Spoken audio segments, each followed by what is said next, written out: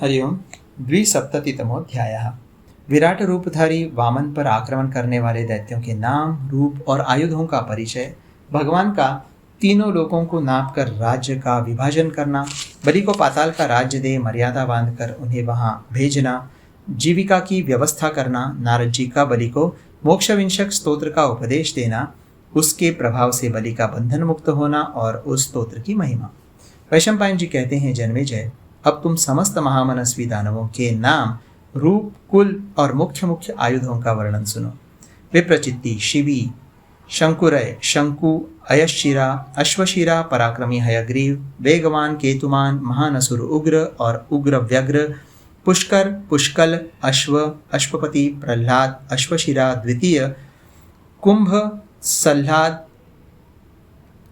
गगनप्रिय, अनुल्लाद, हरि, हर, बाराह, संहर, रुज, वृषपर्वा, विरूपाक्ष, अतिचंद्र, सुलोचन, निष्प्रभ, सुप्रभ, श्रीमान, निरुदर, एकवक्त्र, महावक्त्र, दिव्यवक्त्र, कालसन्निभ, शरभ, शलभ, कुणप, कुलप, क्रथ, बृहत्कीर्ति, महागर्भ, शंकुकर्ण, महाध्वनि, दीर्घजिह्व, अर्कवदन, मृदबाहु, मृदप्रिय, वायु, गविष्ठ, नमुची, शंबर, महानसुर, विक्षर, चंद्रहंता, क्रोधहंता, क्रोधवर्धन, कालक, कालाक्ष,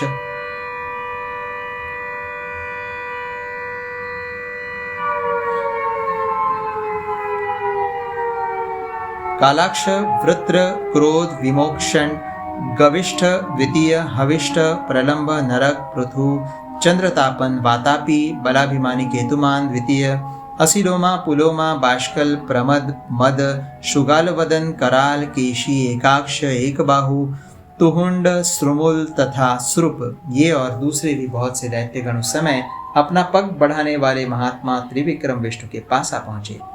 किन्हीं दैत्यों ने अपने हाथों में परास उठा रखे थे। वे मुंह बाए हुए थे और गधों के रेखने की भांति गर्जना करते थे।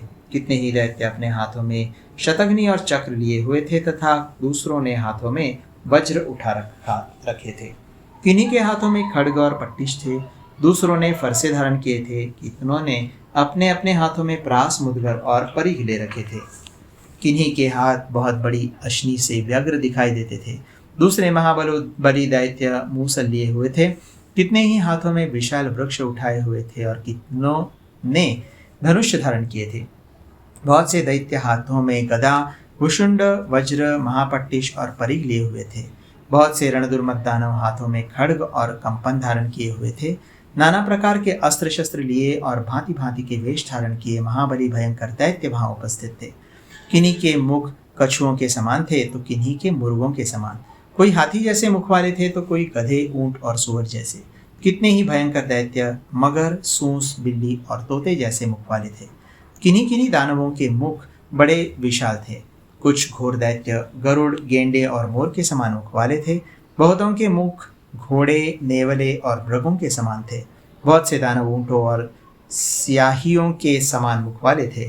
कितनों के मुख लंबे दिखाई देते थे। किन्हीं के मुख नेवलों के समान थे तो किन्हीं के पेरवों के समान। किन्हीं के मुख चकवे के समान थे। कोई गोह के समान मुख धारण किए थे तथा बहुत से शूरवीर दानव मृग, गौ, बकरे, भेड़ और भैंसों के समान मुख वाले थे। दूसरे अनेक दैत्य गिरगिट और बाघ के समान मुख वाले थे। कितनों के मुख रीछों, शार्दुलों और सिंहों के समान थे। कोई हाथी की खाल पहने हुए थे तो कोई काले मृग चर्म को ही वस्त्र के समान धारण किए थे। बहुतों ने अपने अंगों में चिथड़े लपेट रखे थे तथा कितने ही दैत्य पत्तों को ही वस्त्र के रूप में धारण किए थे। वे असुर पगड़ी, मुकुट, कुंडल और किरीट से अलंकृत थे। उनकी शिखाएं बड़ी बड़ी और ग्रीवा शंख के समान थी। वे उत्तम तेज से संपन्न थे। नाना प्रकार के वेश, माला और अनुलेप धारण करने वाले असुर शिरोमणि दैत्य और दानव अपने अपने चमकीले अस्त्र शस्त्र लेकर त्रिलोकी को नापने के लिए उद्यत हुए भगवान ऋषिकेश के समीप आ पहुंचे।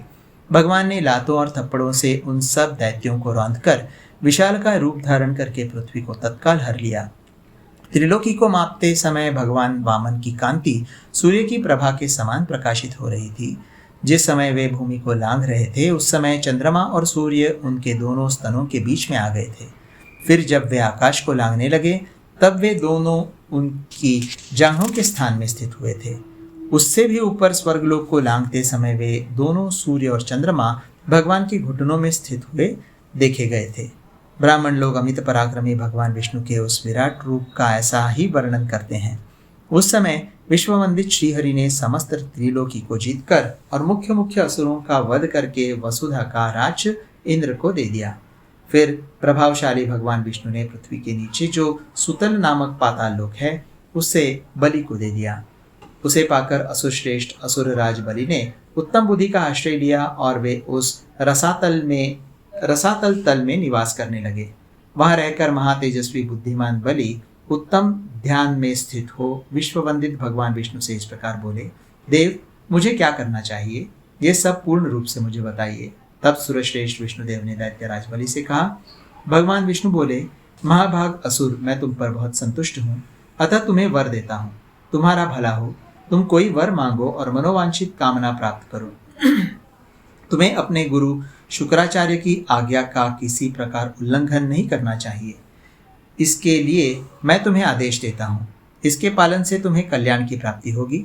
तदनंतर देवराज इंद्र के छोटे भाई श्रेष्ठ देवता तथा सर्वसमर्थ ईश्वर विष्णु ने दैत्यराज बलि से उत्तम वाणी में कहा, दैत्य, तुमने जो मेरे हाथ पर संकल्प का जल दिया और मैंने जो ग्रहण किया, उसके प्रभाव से तुम्हें देवताओं की ओर से कभी कोई भय नहीं प्राप्त होगा। महान असुर, सुतल नाम वाला जो पाताल है उसमें मेरी कृपा से तुम समस्त दैत्यों और सेवकों के साथ निवास करो। मेरे शासन का स्मरण करते हुए तुम्हें अमित तेजस्वी देवादिदेव इंद्र की आज्ञा का कभी विरोध नहीं करना चाहिए। महान असुर, समस्त देवता भी तुम्हारे लिए पूजनीय ही हैं। महाभाग, तुम वहां रहकर नाना प्रकार के भोग, दक्षिणा सहित उत्तम यज्ञ, मनोवांछित दिव्य काम मनोरथ तथा इस लोक और परलोक में भांति भांति की अक्षय भोग सामग्री प्राप्त करोगे। वहां तुम्हें मेरी कृपा से सदा ही दैत्यों का आधिपत्य प्राप्त होगा। जब तुम मेरी बताई हुई उस मर्यादा को भंग करोगे, तब महाबली देवता नागपाश से तुम्हें बांध लेंगे। तुम्हें इंद्र आदि देवताओं को सदा नमस्कार करना चाहिए। सुरश्रेष्ठ इंद्र मेरे बड़े भाई हैं, अतः उनका शासन स्वीकार करो। बलि बोले, शंख चक्र और गदा धारण करने वाले महाभाग देव,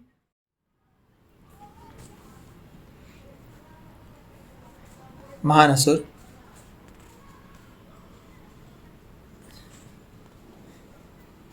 वहां तुम्हें मेरी कृपा से सदा ही दैत्यों का आधिपत्य प्राप्त होगा। जब तुम मेरी बताई हुई उस मर्यादा को भंग करोगे, तब महाबली देवता नागपाश से तुम्हें बांध लेंगे। तुम्हें इन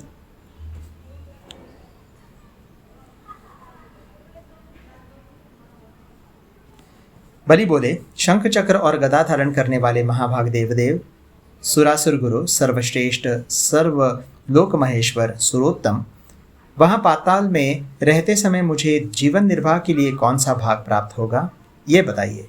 शत्रुदमन देव, सुरश्रेष्ठ, मेरा अन्न, मेरे भोजन के लिए भोज्य पदार्थ क्या होगा, ये बताइए, जिससे मुझे अक्षय तृप्ति प्राप्त हो। श्री भगवान बोले, दैत्य, श्रोत्रिय ब्राह्मण के बिना किए हुए श्राद्ध, ब्रह्मचर्य पालन के बिना किए गए अध्ययन, बिना दक्षिणा के यज्ञ, बिना ऋत्विज के होम, बिना श्रद्धा के दान और संस्कारहीन हविष्य, ये सब तुम्हें तुम्हारे भाग के रूप में अर्पित हैं। दैत्यराज, मुझसे और मेरे भक्तों से द्वेष रखने वालों का जो पुण्य है, क्रय विक्रय में आसक्त हुए अग्निहोत्रियों का जो पुण्य है, बिना श्राद्ध के दान देने और यज्ञ कराने वालों का जो सत्कर्म है, वो सब मेरी कृपा से तुम्हारा हो जाएगा।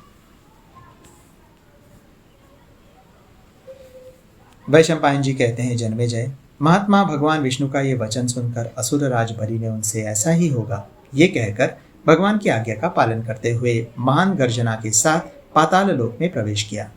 इसी बीच में देवपूजित भगवान विष्णु ने भी राज्यों के कई विभाग किए। उन्होंने अमित तेजस्वी इंद्र को ऐन्द्री अर्थात पूर्व दिशा का राज्य दिया। पितरों के राजा महात्मा यमदेवता को दक्षिण दिशा का राज्य अर्पित किया। महात्मा वरुण को पश्चिम दिशा तथा यक्षराज कुबेर को उत्तर दिशा का राज्य दिया। नागराज अनंत को नीचे की दिशा का तथा सोम को ऊपर की दिशा का राज्य अर्पित किया। इस प्रकार तीनों लोगों के राज्य का विभाजन करके बलवानों में श्रेष्ठ भगवान विष्णु महर्षियों से पूजित हो स्वर्गलोक में गए। महादेव राजेंद्र को स्वर्ग के सिंहासन पर बिठाकर सर्वभूतेश्वर भगवान वामन अपने धाम को चले गए। उन अत्यंत तेजस्वी दुर्धर्ष देवता वामन के चले जाने पर सब देवता देवराजेंद्र को आगे करके आनंद में मग्न हो गए। वैशंपायन जी कहते हैं, जन्मेजय 7 सिर वाले कंबल और अश्वतर आदि नागों द्वारा विरोचन कुमार बलि को बांधकर जब भगवान विष्णु स्वर्गलोक को चले गए, तब नागबंधन के दुख से पीड़ित हुए विरोचन पुत्र बलि के पास अकस्मात घूमते हुए देवर्षि नारद आ पहुंचे। नारद जी ने बलि को संकट में पड़ा देख दया से द्रवित हो उन दानव शिरोमणि से कहा, मैं तुम्हें इस कष्ट से छूटने का उपाय बताता हूँ, जो आदि और अंत से रहित, अक्षय, अविनाशी, बुद्धिमान देवादिदेव भगवान वासुदेव हैं। उनका स्तोत्र ही वो उपाय है। दैत्यराज, तुम विशुद्ध हृदय से उन्हीं भगवान में मन लगाकर तन्मय हो उस स्तोत्र का पाठ करो। ऐसा करने से शीघ्र ही छुटकारा पा जाओगे।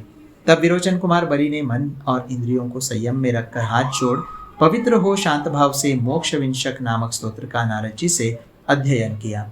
नारद जी के बताए हुए उस दिव्य स्तोत्र का अध्ययन करके महान असुर बलि ने, जिन्होंने इस पृथ्वी का उद्धार किया था, उन भगवान का जप आरंभ किया। बलि बोले, जो अनंत नाग के अधिपति, अविनाशी, महात्मा, जल में शयन करने वाले, दिव्य स्वरूप और अपनी नाभि से कमल प्रकट करने वाले हैं, उन भगवान विष्णु को नमस्कार है। भगवान, आप काल के भी काल हैं। आप 7 सूर्यों के समान तेजस्वी शरीर धारण करके तीनों लोगों को आपने 7 सूर्यों के समान तेजस्वी शरीर धारण करके तीनों लोगों को नाप लिया है। उस सत्य के प्रभाव से आप मुझे इस बंधन से छुड़ाइए। महाप्रलय के समय जब चंद्रमा, सूर्य और आकाश का भी लय हो जाता है, यज्ञ और तपरूपी कर्म क्षीण हो जाते हैं, तब आप पुनः सृष्टि के आरंभ में समस्त लोगों का चिंतन करते हैं और अपने संकल्प से ही सबको प्रकट कर देते हैं। उस सत्य के प्रभाव से आप मुझे इस बंधन से मुक्त कीजिए। प्रलय काल में द्विजराज मार्कंडेय ने ब्रह्मा, रुद्र, इंद्र, वायु, अग्नि, नदी, सर्प और पर्वत आदि को आपके भीतर स्थित देखा था। उस सत्य के प्रभाव से आप मुझे इस कष्ट से छुड़ाइए। पूर्व कल्प में मार्कंडेय जी ने आपके उदर में प्रवेश करके वहां चर और अचर प्राणियों से व्याप्त संपूर्ण जगत का दर्शन किया था। उस सत्य के प्रभाव से आप मुझे इस बंधन से मुक्त कीजिए। आप योगी हैं और योग का आश्रय लेकर एकमात्र आप ही विद्या मतलब योग माया की सहायता से पुनः त्रिलोकी की सृष्टि करके उसमें अंतर्यामी आत्मा रूप से व्याप्त रहते हैं। उस सत्य के प्रभाव से आप मुझे इस नागपाश से छुटकारा दिलावे। आप योग निद्रा का आश्रय ले जल की शैया पर सोकर पुनः लोगों का चिंतन करते हैं। उस सत्य के प्रभाव से मुझे बंधन मुक्त कीजिए। आपने वेद और यज्ञमय वराह रूप धारण करके जिस सत्य के प्रभाव से इस पृथ्वी का जल से उद्धार किया था, उसी सत्य के द्वारा मुझे भी संकट से छुड़ाइए। हरे, आपने अपनी दाढ़ से यज्ञों का उद्धार करके पितरों के लिए भी 3 पिंडों की व्यवस्था की है। उस सत्य के प्रभाव से आप मुझे इस नागपाश से मुक्त कीजिए। देव, समस्त देवता जब हिरण्याक्ष के भय से पीड़ित होकर भाग गए थे, उस समय आपने ही उनकी रक्षा की थी। उस सत्य के बल से आप मुझे बंधन से छुड़ाइए। लंबे मुंह वाले वाराह का रूप धारण करके आपने युद्ध में चक्र द्वारा हिरण्याक्ष का सिर काट लिया था। उस सत्य के प्रभाव से आप मुझे बंधन मुक्त कीजिए। पूर्व काल में आपने हुंकार मात्र से हिरण्यकशिपु नामक दैत्य के मस्तक की हड्डी और मस्तिष्क को चूर चूर करके उसे मार डाला था। उस सत्य के प्रभाव से आप मुझे भी संकट से छुड़ाइए। देव, पूर्व काल में ब्रह्मा जी के देखते देखते मधु और कैटब नामक 2 दानवों ने संपूर्ण वेद हर लिए थे, जिनका आपने उद्धार किया। उस सत्य के प्रभाव से आप मुझे इस बंधन से छुटकारा दिलाइए। हयग्रीव रूप धारण करके मधु और कैटब नामक दानवों को मारकर आपने सारे वेद पुनः ब्रह्मा जी को अर्पित कर दिए थे। उस सत्य के प्रभाव से आप मुझे बंधन से छुड़ाइए। देवता, दानव, गंधर्व, यक्ष, सिद्ध और बड़े बड़े नाग भी आपका अंत नहीं देख पाते हैं। उस सत्य के प्रभाव से आप मेरा इस संकट से उद्धार कीजिए।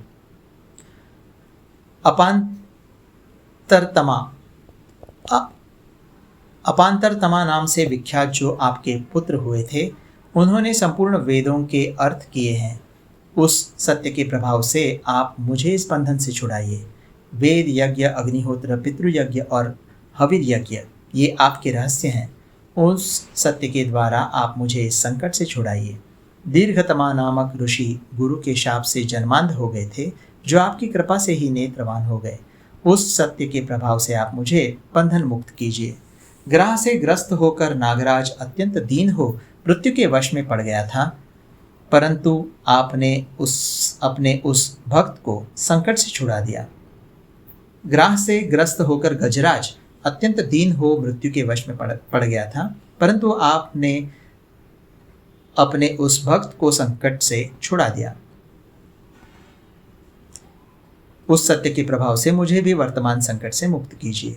आप अक्षय, अविनाशी, ब्राह्मण भक्त तथा भक्त वत्सल हैं। उच्छृंखल पुरुषों का दमन करने वाले हैं।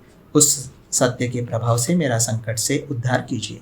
मैं शंख, चक्र, गदा, पद्म, शारंग, धनुष तथा गरुड़ को भी सिर झुकाकर प्रसन्न होने के लिए प्रार्थना करता हूँ। वे मुझे इस बंधन से छुटकारा दिलाएं।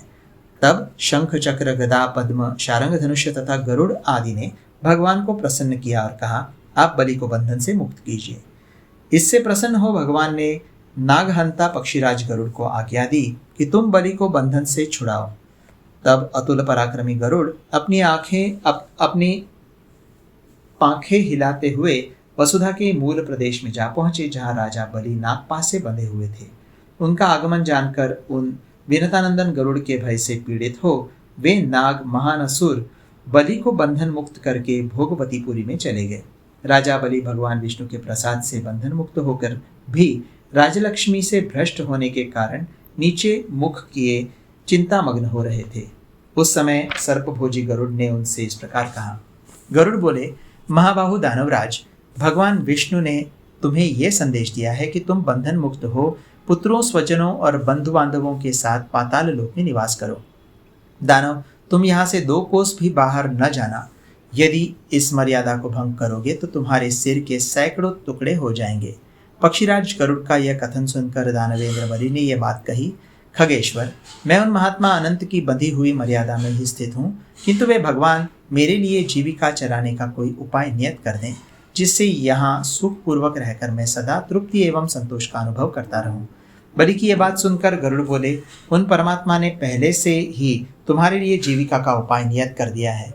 जो लोग प्रायश्चित्त से अनभिज्ञ रहकर बिना ऋत्विजों के ही विधिहीन यज्ञ करेंगे, उनके यज्ञ का सारा भाग तुम्हारा ही होगा।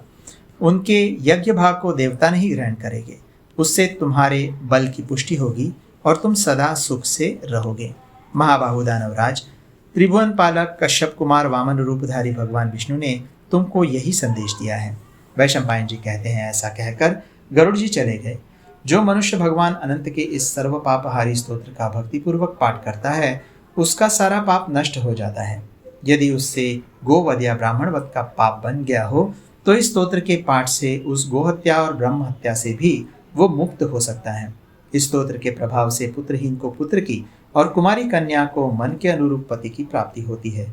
गर्भवती स्त्री इस स्तोत्र के पाठ से तत्काल गर्भ की वेदना से छुटकारा पा जाती है और पुत्र को जन्म देती है। जो योगी और कपिल सांख्य मत के अनुयायी पुरुष जगत में भवबंधन से मोक्ष पाने की अभिलाषा रखते हैं, वे इस स्तोत्र के पाठ से पाप ताप से रहित हो भगवान के परमधाम श्वेत द्वीप को चले जाते हैं। भगवान अनंत का यह स्तोत्र संपूर्ण कामनाओं को देने वाला बताया गया है। जो प्रातःकाल उठकर स्नान आदि से शुद्ध एवं संयत चित्त हो इस स्तोत्र का पाठ करता है, वो मनुष्य संपूर्ण कामनाओं को प्राप्त कर लेता है, इसमें संशय नहीं है। यह परमात्मा श्रीहरि के वामन अवतार का वर्णन किया गया। वेद वेत्ता ब्राह्मण इस प्रकार भगवान विष्णु के सुयश का बखान करते हैं।